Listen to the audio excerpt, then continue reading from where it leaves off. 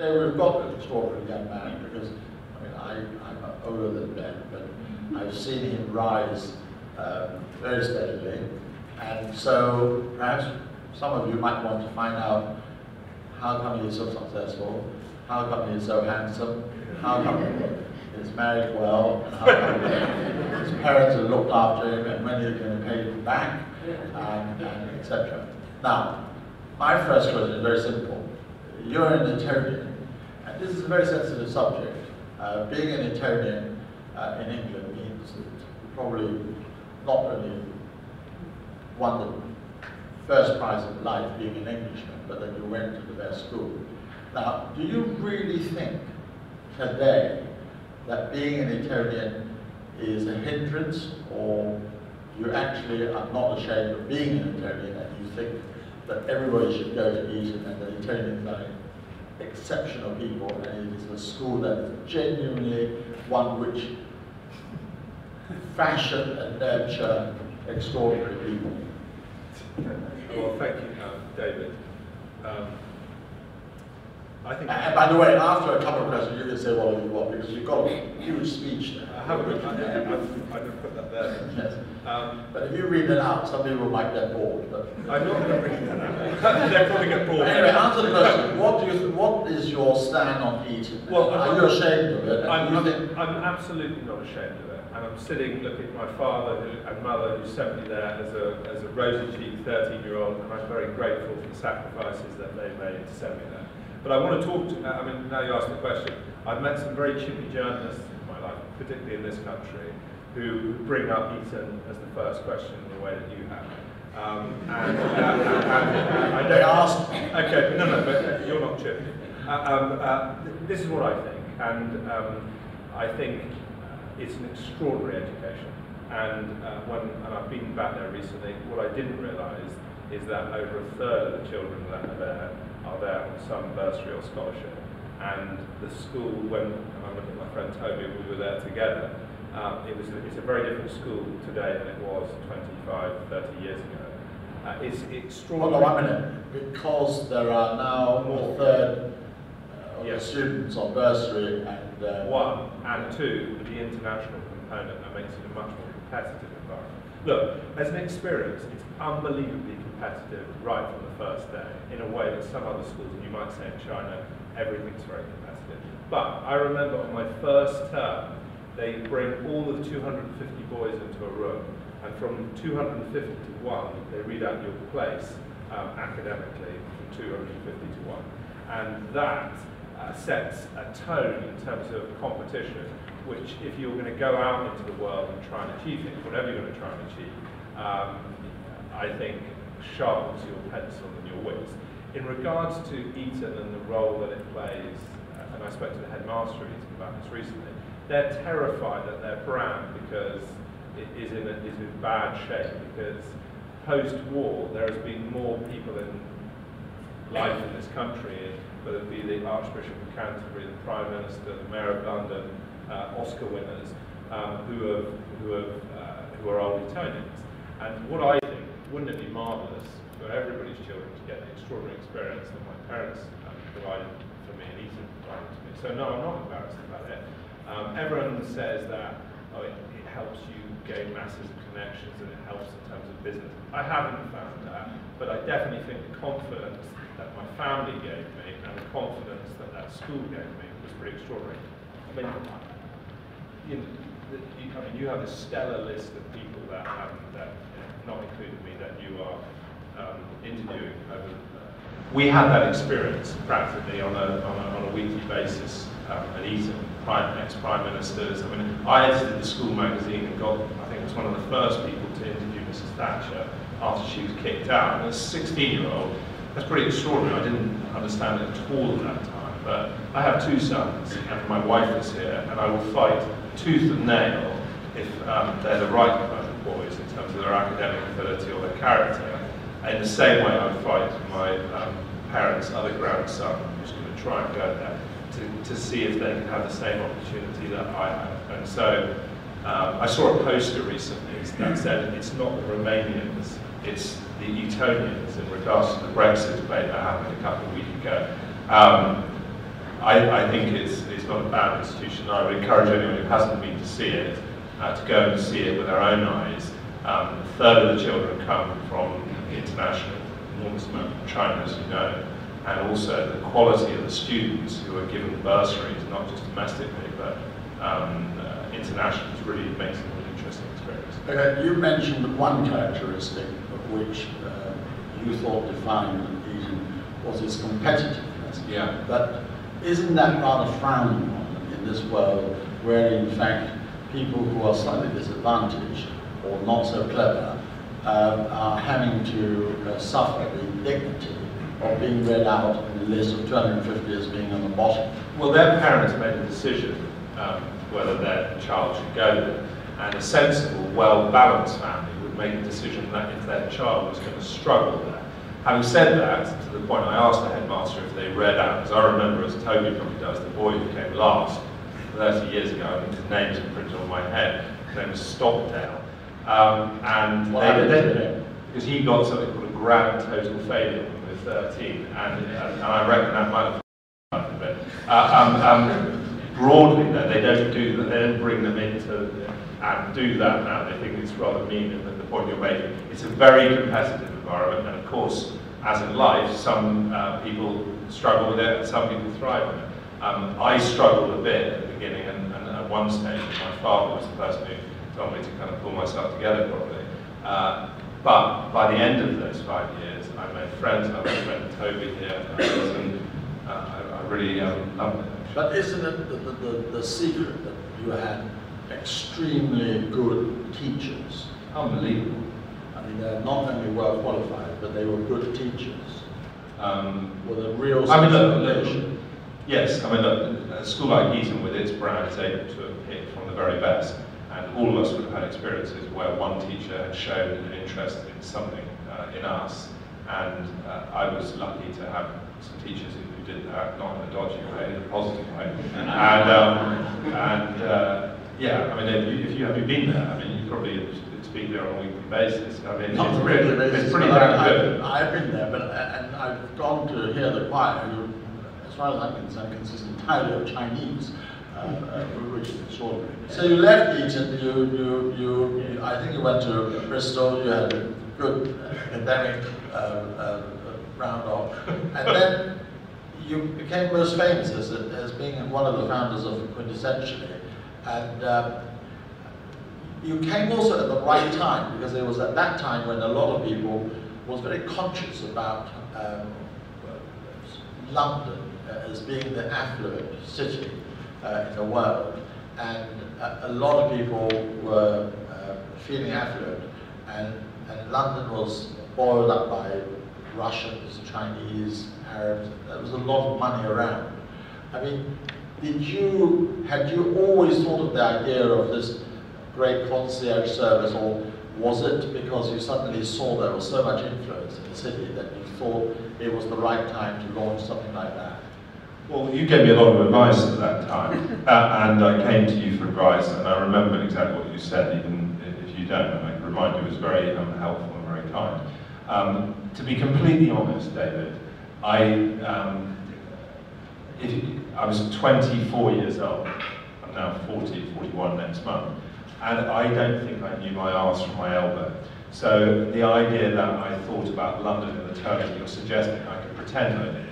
But I was so keen with my business partners to establish a business that when we started, the first members and customers of ours predominantly worked in the music and film industry in London. If you remember that time, it was, to the point you're making, London suddenly, I don't know if it was Tony Blair's Cool Britannia, or the fact that there were all sorts of tax breaks for people living here, became a bigger megatropolis, a cosmopolitan megatropolis than it was historically.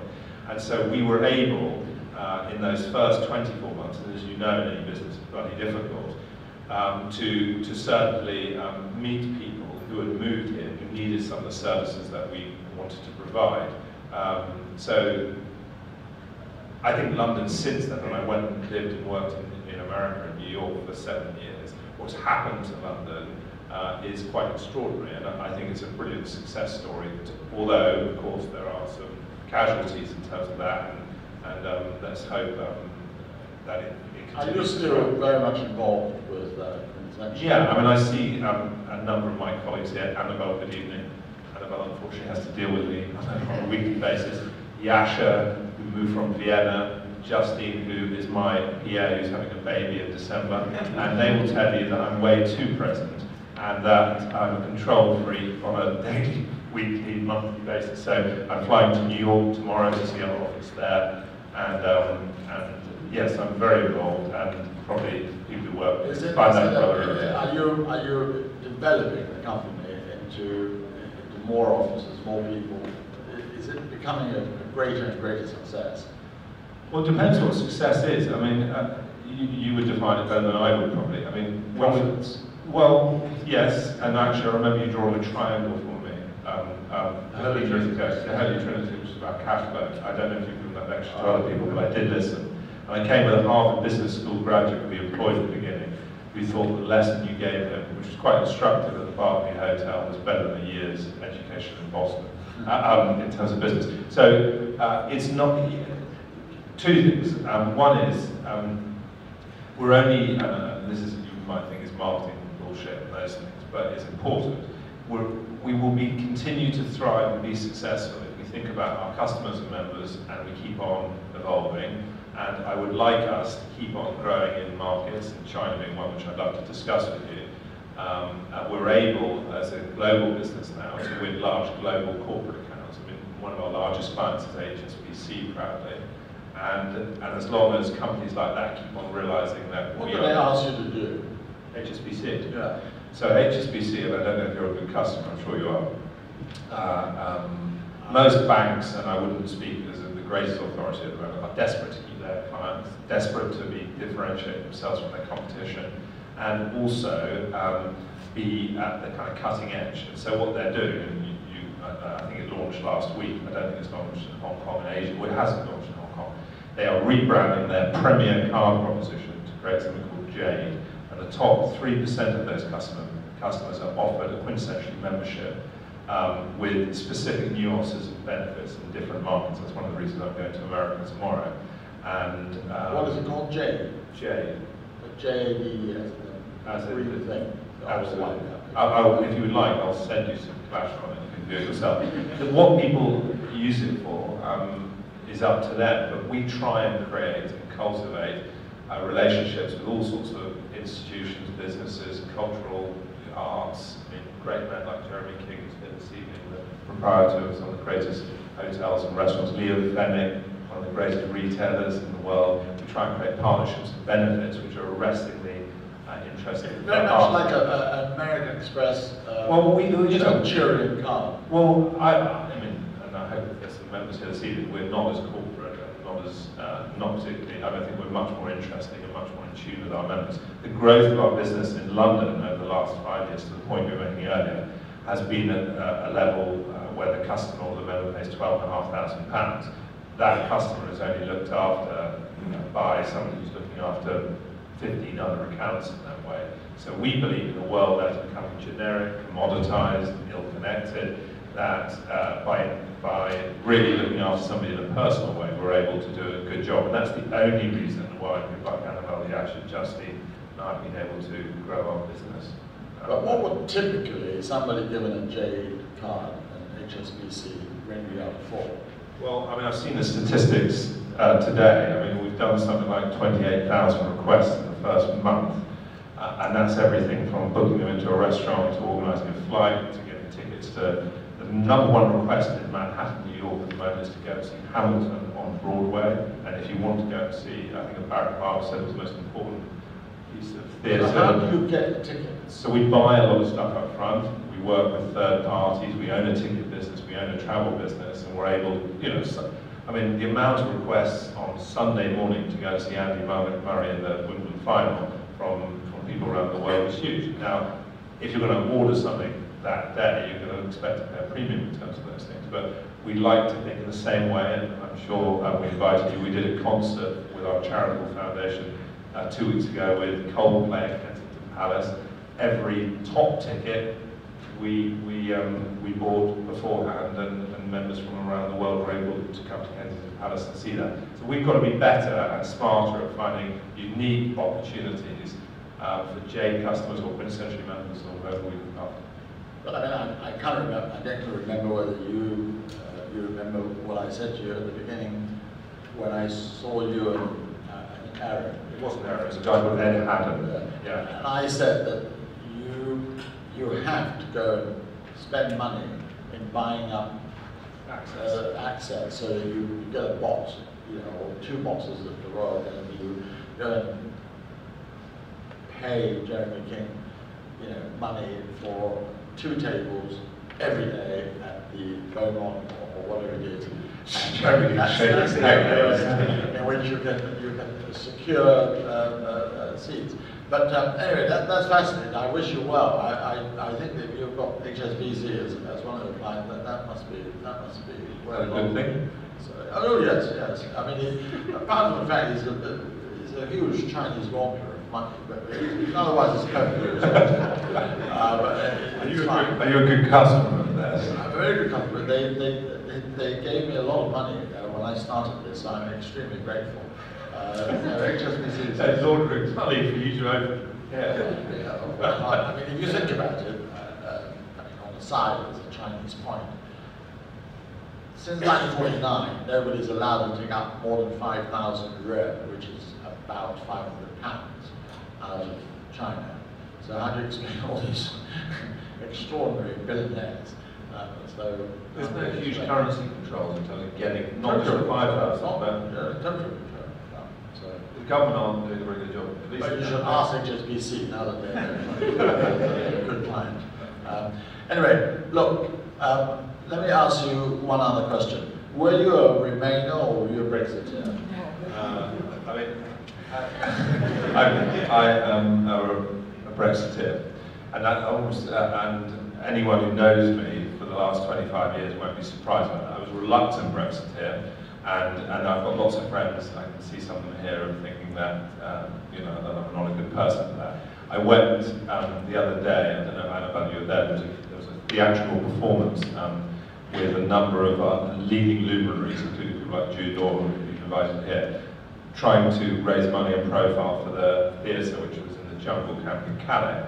And I was in a minority of one that evening. There was 500 people there, and I've never felt so ostracised and as one. The reason why I was a Brexiteer, and I'm happy to say that I was, and I'm happy to say I haven't got buyer's remorse, as lots of people have since, was at the age of 18, I did a university dissertation on single monetary union and the 28 states coming together, and I felt in my gut that it would, if you're going to converge in that way, it just didn't work.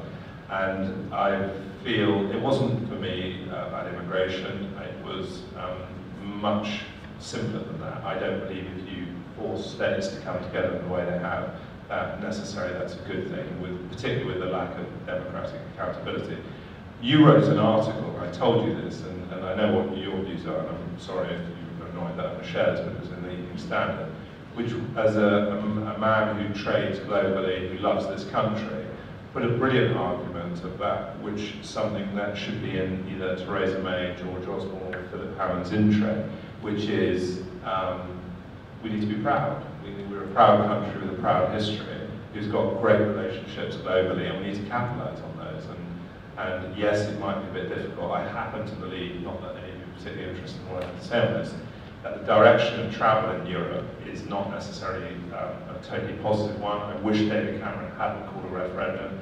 I wish that he'd waited if he was going to call one, because I think that he would be able to negotiate some things that people across Europe feel very, very strongly about. Will it affect our business? I don't know. My feeling is... Well, I think it's extraordinary that you think he shouldn't have called one, that you were a Brexiteer. But let me tell you, I don't know whether you're watching the final at Wimbledon the other day, but when he was booed. He was booed. Yeah, I know why he was booed. If you think about that audience, which is predominantly an international audience, it's a well-heeled London audience. I mean, remember, London voted 60-40 compared to, which was the highest other than Scotland in this country. They booed him, I feel, and I was pretty surprised to tell you the truth. The last time a politician was booed that publicly was George Osborne during the 2012 Olympics, was because they feel that he just left the stage without trying to sort it out. Let them down. One, in terms of people felt he ran a complacent campaign. I mean, my friend Kirill over there might agree with me on that. He's an expert on politics globally. Secondly, he's been seen not to go and kind of deal with the aftermath of this. I don't think he did anything wrong in resigning. I think actually David Cameron is a statesman, and I think that he couldn't ask people who work for him to go negotiate something that he didn't fundamentally believe in. And do you think Gove was a real Judas? I mean, Michael Gove is a friend of mine. Again, I'm going to be in a minority of one quite soon. I think, and I talked to friends of mine, I was so shocked. I don't know what you felt. I mean, I felt that the Boris Gove ticket, even though there was 16 points behind Theresa May in that YouGov poll, Boris has shown historically that he's always come from behind and won. I believe that Boris, and some of you think he's totally opportunistic and shambolic, and, you know, there's some things we agree on and some we would disagree on. He's a man who knows the world. He's a rock star. I mean, if you think about global politicians today, Modi in India, Obama, even Trump, they are big brand names, and we in this country need big brand names. I sincerely hope, and I don't know if it's going to happen, that when Theresa May sits down tomorrow, is that she puts George Osborne, Boris Johnson, and Michael Gove in positions. I don't think she'll give jobs to the last two. I don't know what you think. And look, I think May would give the job to Gove. She despises, I've heard, both Gove and Johnson. So apparently the tussles in cabinet between Gove and May, this is the only time when the Prime Minister would bang his hand down and get to stop squabbling about children. As you know, the big feud between Boris and May was about those cannons, which Sadiq Khan, our new mayor, has cancelled. What do you think about the Gove thing? I mean, do you think he was a total arsehole? Well, I mean, yes. I mean, he was quite disloyal, but I'm not here to answer questions. You are. I want to ask you one last question. Do you think at any time Zach Goldsmith might have come nearer to winning the race for the Mayor of London? Was there any moment, any real chances when he might have got much nearer? The reason why David's asking me that question is I was chairman of Zach Goldsmith's campaign for London, and I think he would have made, as I'm sure if anyone had met him, the most terrific mayor of this city. I came and listened to him here with my colleague Yasha in August last year. To answer your question, I think the fundamentals in terms of the demographic of London, particularly in the last 10 years, means that it's almost impossible, unless you're a celebrity, for a conventional, and he's not conventional, Zach, a conservative politician to win in London. So what will happen quite soon, and you'll see this, the demographics of who voted for who, and the turnout were absolutely different from what all the experts said. So let's be clear about this. There were two things. All the experts, and I've talked to my friend Kirill about this, who was not professing, not saying the same thing as these experts actually, was that the turnout, because Zach and Sadiq were not as high profile, not as well known as Ken and Boris, would be really low. And I spoke to somebody who's seen as the world expert on predicting turnout at 10 a.m. on the morning of May 5th, and they said, oh, it'll be less than 30%, less than 30%. Boris versus Ken was 37, 38%. The actual turnout of the mayoral election on May 5th was nearer 43%.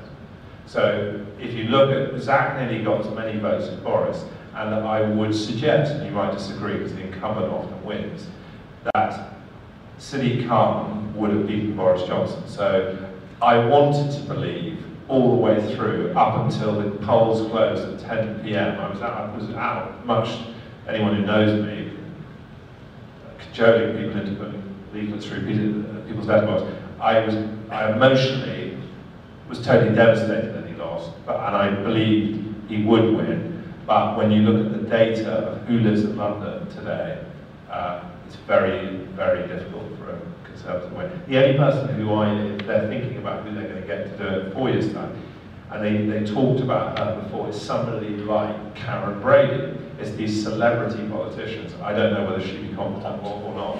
She was, do you know who she is? Yeah, but that's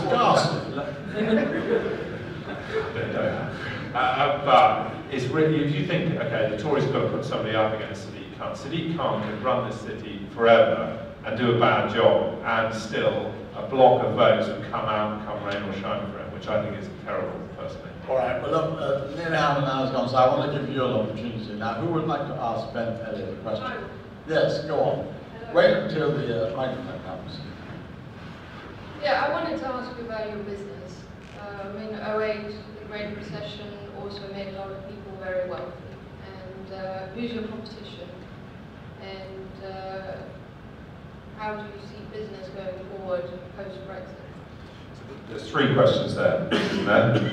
First one, how was 2008 for us? The second is,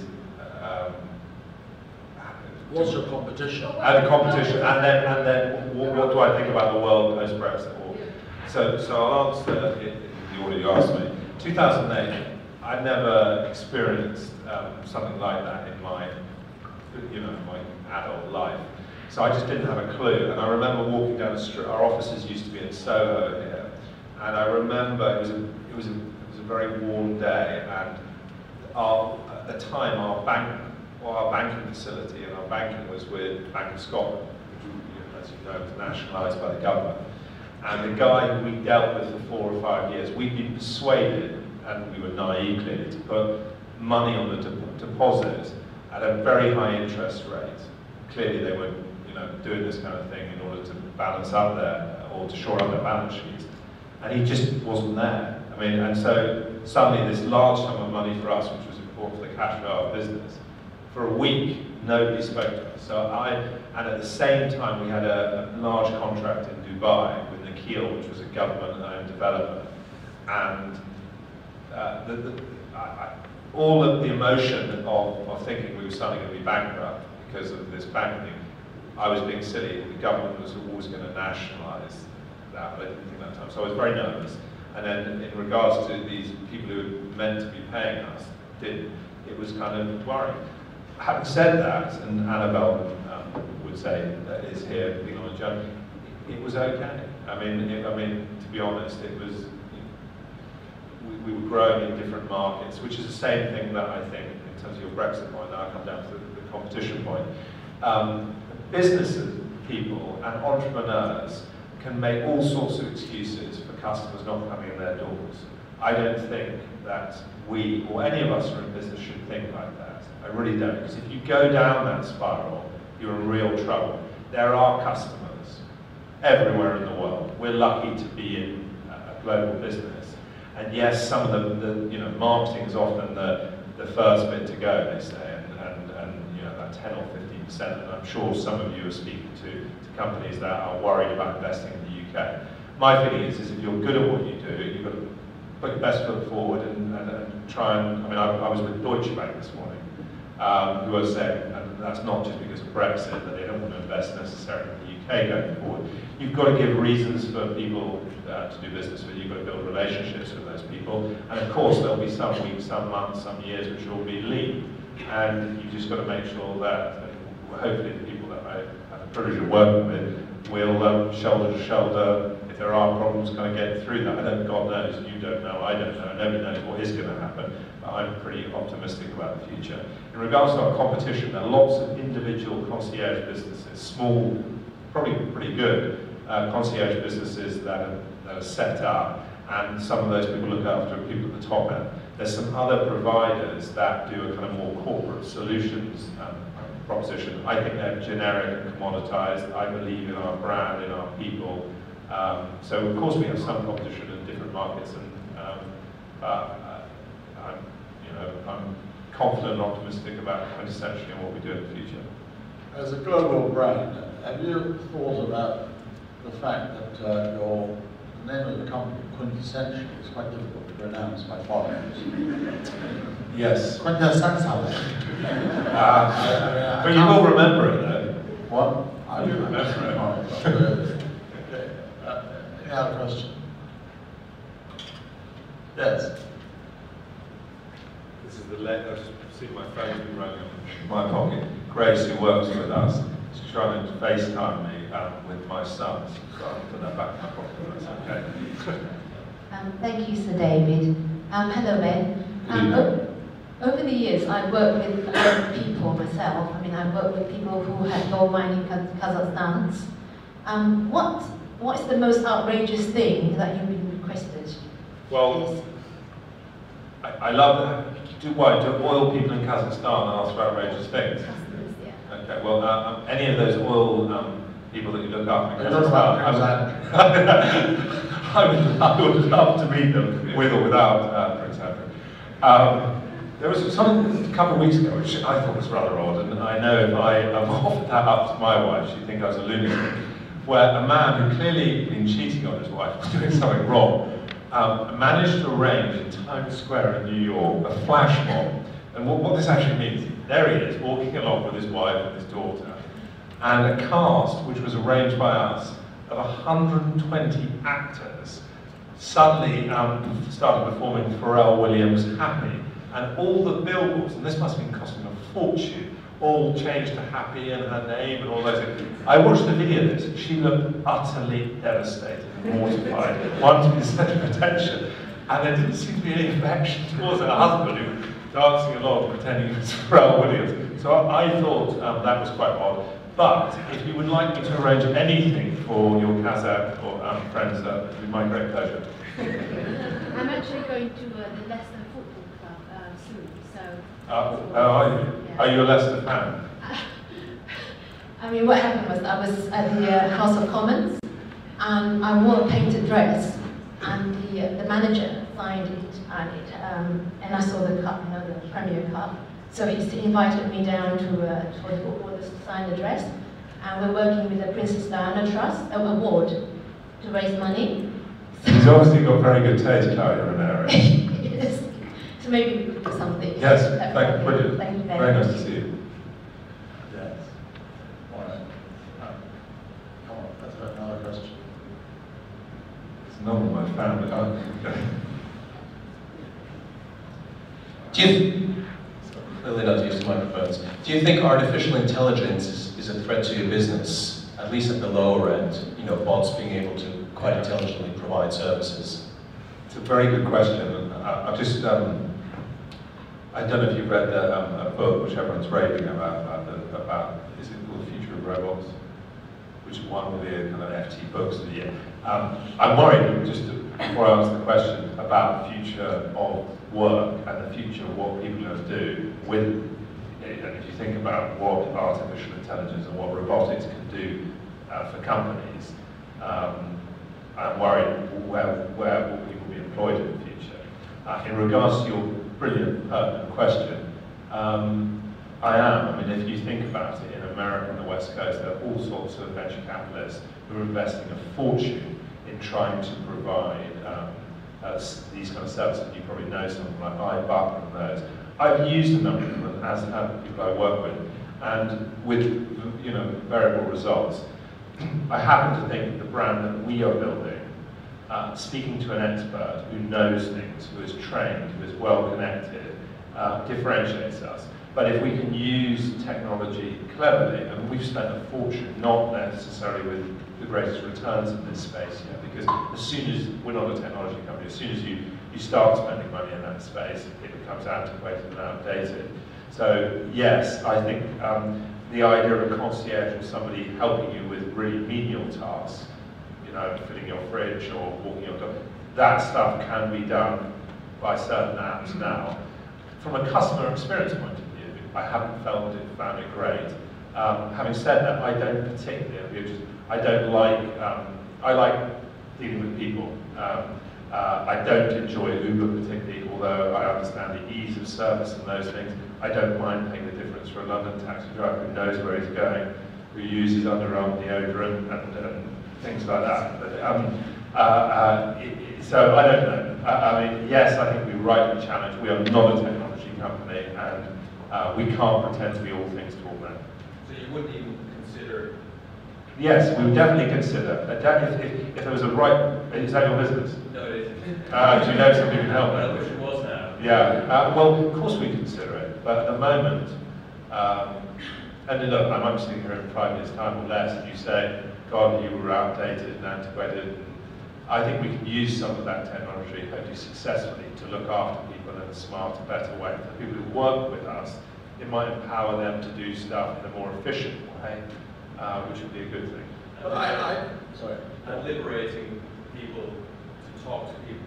And liberating the people to actually talk to people to even provide more value. Because you mentioned this thing about menial tasks and travel booking, for example. A lot of people these days don't actually want to talk to people about stuff like that. 2 or 3 clicks on an app. No, I mean, and you're off. You're 100% right on some stuff, but there are other things where, and I'm sure you found it yourself in terms of planning things or speaking to things. The Earl of Albemarle's just walked in, the evening has kicked off big time. Where you really want some in-depth experience and knowledge. Now you can get some of that stuff. I mean, I don't think TripAdvisor is the holy grail of where one should stay. I don't know about you. I would much prefer to speak to my friends and other people who are experts about things. Of course, you can look at that, but that's often, whether the towels have been changed. I mean, Jeremy, who's a great hotelier sitting behind you, might disagree with my. I think you need to take. You agree with me, okay? Right.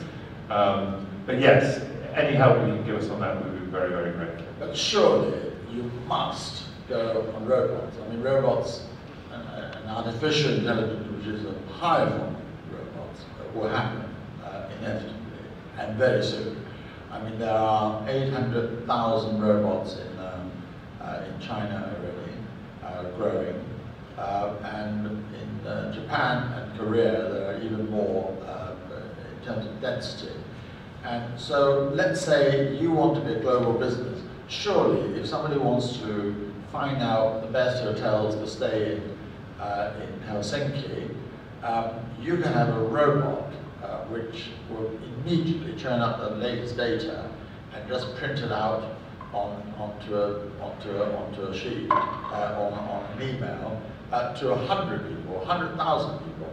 So, don't you think that you really ought to be looking at this? Of course we should be looking at it, and everybody, your businesses, our businesses, all of us should be looking at this. I happen to believe at the moment that, and again, we're all each to his own, the trusting relationship that the people that work with us have with the people they look after is the most important part of our business. And I don't think the emotional nuances of a robot are what they are craving for. Having said that, we could be in 5 years' time, and everybody feels very differently, and I'll be a bit of a muck. I mean, I'm not meant to bring up any restaurant now, even Great Jeremy King's office, restaurant. You get a robot at a big. No, you don't. He's shaking his head. You get people who Right, know that you get option, right? You get a robot immediately. 1, 2, 3, 4, 5. One, you will have. You can say you can talk to somebody, but immediately you get presented with a robotic choice.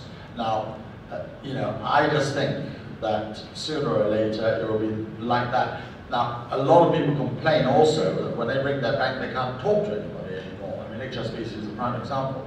You pick up the phone, you're probably talking to somebody in Calcutta. That's nice, but at least it's a human person. So that's it. Also, Jeremy will come back on. Well, coming back on that personal service, when I went into the hotel business, I understood that the travel agent business was completely killed by the internet. Absolutely not true. And the more I talk, particularly in America, where people are booking in the level of $1.5 million per customer, what becomes clear is that the internet can book you the hotel Splendida, but does it really know the route that it needs to book? Does it know the name of the concierge? The thing about robots is they're not persuasive. They're binary. There's no nuance, there's no persuasion, there's no influence, there's no bullying, there's nothing it can do. Correct. So if we are to live in a binary world, then yes, it's important. But I think what Ben's offering with that personal service, insight and influence, transcends the artificial intelligence quite a while. Well, hold on 1 minute. There are two different things. AI will have emotions. They will be trained. The reason why it lost a game to the Go champion was because in the third game, having won the first two, the AI chose an emotive move, and then the champion got hold of it. Now, he then lost the other two, there were 5 games. There's a great, significant breakthrough of AI intelligence that Eric Schmidt would tell you in Go is the most fascinating aspect of modern life today. And they were hugely encouraged by the fact that the AI made a mistake because it made a wrong calculation. It actually made an emotive choice. And so the fact that it lost 1 game out of 4 was precisely the excitement of the future flexibility and potential of AI. And the next thing is that they're going to challenge the Chinese champion in China next year, and that would be a great thing. But I agree, robot, binary, they provide information, they calculate like a computer, but AI is going to be very different. Driverless car, look, 2001 Space Odyssey, when was that? When did that come out? I mean, the 1970s. HAL 900, you remember, was was a computer. But do you remember how the 2 astronauts, you remember, decided that perhaps HAL was not functioning properly and that they were going to disconnect it.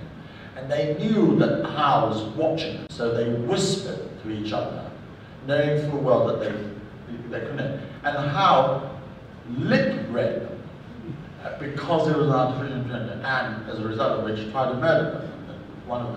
Both of them got out and then tried to shut. I mean, I'm trying to remind you of this great movie, and as far as 40 years ago, we are already about talking to artificial intelligence who have got abilities that we don't know that they have actually cultivated, and that's perfectly possible today, I think. And we will be overtaken by artificial intelligence. I absolutely know that. I don't know about girlfriends, but there it is. Much easier than that. Yeah. I'd like to ask Ben. This is my father, everybody, Simon. This is very seriously. Somebody who's always been interested in politics from a very early age and who's devoted a lot of your time to it. Are we looking at a future MP or not? Well, I don't know about that. I mean, my wife, Claire, do you want to wait? My wife, Claire, she would say, no. I definitely believe, and you know this, Papa, more than anyone, that I've always been interested in not just the game of politics, but the idea of doing good things. If you knew me, I hope that you believe that I'm somebody who would help in some way. And I'm not entirely sure whether being, you'd have to get selected first, whether that is the right way to do things. I do love this country, and I would love to do something to help. Well, if Theresa May offered a peerage tomorrow, would you take it? I don't think she would, but sorry, Papa, what did you say? I suppose what prompted my question is the chicane that has gone on in the last month, which is not particularly attractive. And I wondered if that could push you off it in any way. Well, it looks like a brutal game, doesn't it? I mean, I don't think in my lifetime, and you might say the way that Thatcher got, turned over at the end, or you might see what's happening in the Labour Party at the moment. Yeah, it's a tough game. What do you think? I don't think it's any worse. There's always been ugly. It just seems, I mean, what seems extraordinary is the news cycle. I don't know what's happening to newspaper circulation, but I would have thought it's, I don't know about you, but I'm consuming every bit of media, and every day you turn on the television or see something on the internet, it's like, what is next? I mean, every day it's absolutely fascinating. I would love to help my country in whatever way. whether that's as a frontline politician or something else. I think you'll always be treacherous. I will be. No, politics. You might turn into a treacherous person if you go into politics. I don't know. There. Good evening. Do you manage to relax when you go on holiday, or do you always go to discover a new place that you don't know? Because I remember when I used to publish a magazine, it was very difficult to go on holiday because I always had to go and see the new place that had to be seen. It's a very good question. I like going to new places, and I've been to a number of new places this year, and I don't find that experience as relaxing as going to a place where you know it quite well. So I find being, well, actually with my son, totally not relaxing. I find the relaxing, you might think of a bit weird, is being outside in a place that I love. I'm from Dorset, my wife and I have a house in Gloucestershire. I find that very relaxing. I find also, you might guess have a slight strange, I like going cycling, and I find that very relaxing. The idea of just sitting on a beach in somewhere now, I don't find that at all relaxing. Most Why people do do you leave Dorset when you have the sea in front of you and go to Gloucestershire? Well, that's a question and a row we could have a dinner afterwards with my wife. I prefer not to. I am a son of Dorset, and my wife is a daughter of Gloucestershire. And as you know, David, when you get married, you have to make certain compromises and concessions. This is a happy compromise. Yes. Where was the last place you went to that you thought was particularly magical, which you were going to tell people about? It's in the middle of Madhya Pradesh in You speak India. in English. I can, but it doesn't in Hindi, but I think it's actually an English translation. We did something in honour of your friend and my late great uncle and my mother's brother, where Mark Shand, who's a conservationist, who lived his life to the full and died about 2 years ago in New York. And what we did in honour of him and his charity is 100 of us or so drove in tuk-tuks from Khajuraho, which is the erotic temple in northern India, to where Kipling originally wrote the Jungle Book, and where Mark's Elephant, Tara, which is a wonderful book, if you haven't read it, called Travels on Elephants. And there's some places along that which were right in the heart of India, and I've been to India luckily many times, which was so calming and beautiful and lovely. And if anyone would like to contact me or Quintessentially to organise it, it would be great. All right. Question at the back. Rufus. I was simply clapping because we know that Ben Elliot will go into politics, and he'll make a fantastic job of it. And he's always been mild when it comes to it. But actually, we know that he will be our leader one day. Oh, Rufus, I love you. I don't think I could convince enough people. Maybe you could. Thank you. Well, this might well be a moment when people will look back. Do you remember that evening of July the 12th with Ben Elliot with the boxes on his face, suddenly declared he wasn't interested in politics, now going to become Prime Minister? I hope you will.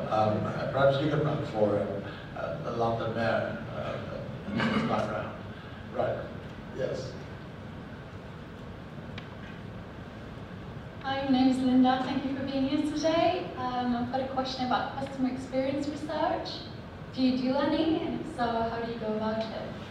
Thank you, Linda. Thank you for being so polite at the beginning. Most people aren't as clearly well brought up as you. Certainly not David and I. Yes, we do lots of this stuff, and it rather terrified me when I first did it. But actually, there's two things. I'm sure you feel this.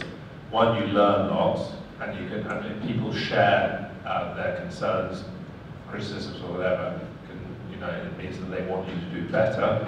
We do this thing, and I don't know what business you're in, but for some of them, we only learned about this, not that we knew about it before, which is about Net Promoter Score, which I'm sure you know terribly. Okay, you are researching. Does everyone know what a Net Promoter Score is?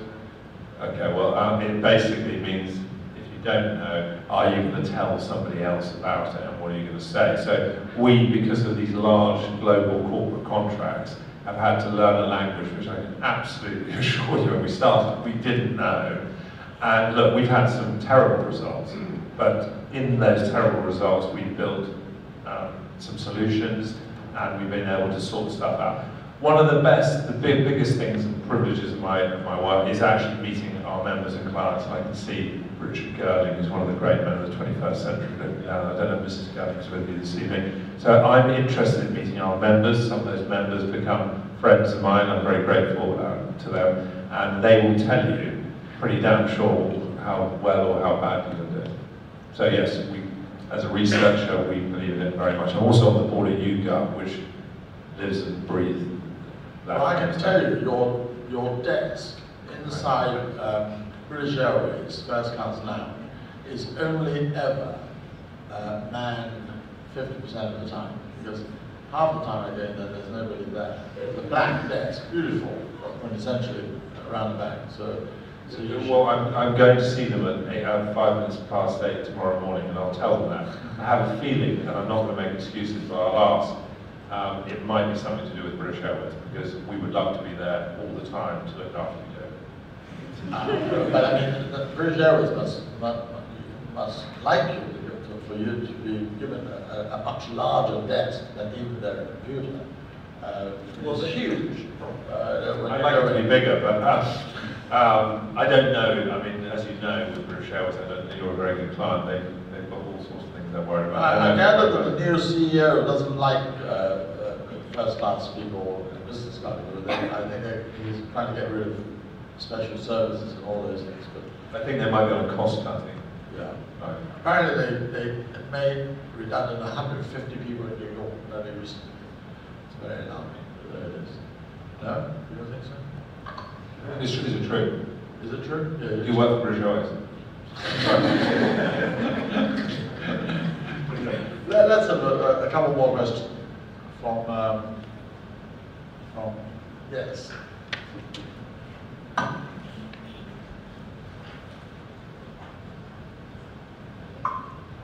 Hello Ben, my name is Elena. Among other things, I run workshops for ex-homeless about happiness. And I wonder if you have some words about happiness that I can share with them next week. Some words of wisdom or advice. Thank you. Thank you, Elena. Before I answer your question, and I'm ducking your question, and I don't know if you know the project that we did with our charitable foundation, literally a stone's throw from this building on the corner of Green Street and Soho Square. 5 years ago, I don't know, you probably all know Soho very well, there's a magnificent, famous building called the House of St Barnabas, which was originally a hostel for homeless women and then became a hostel for homeless people. By the time we met them, and we were literally neighbours, we walked over one day and saw what state they were in. We were able, very proudly, for 2 years, and Annabelle, who's here with me now, will tell the story probably better than I did, was to get that charity back on their feet. So we helped fund them, we found jobs for homeless people, trained them in what was a de facto private members club. All the profits would go back to the charity, and then we helped them get a change of use on their planning so they could do it on a long-term basis. And we saw enormous happiness the more confident those people became. What I didn't realise, I'm sure all of you don't realise this, the average man in this country, and I don't know about women because we were dealing with prominent men, is only 2 paychecks away from being out on the street, either in terms of not being able to pay their mortgage or not being able to pay their rent. And the homeless people I've met, and I've gone with a friend of mine, Jamie Holton, who's a restaurateur in Soho, to some of the food kitchens at St Giles' Church in Piccadilly and other, not Piccadilly, but in towards Holborn that way. And these men are no different from you or me or any of those things, and they just usually had a bit of really horrible luck.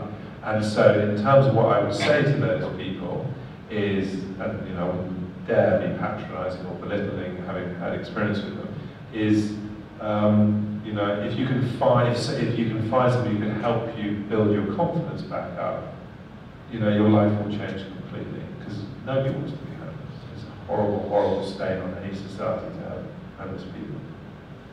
Well, I can tell you I'm less than 2 paychecks of bankruptcy.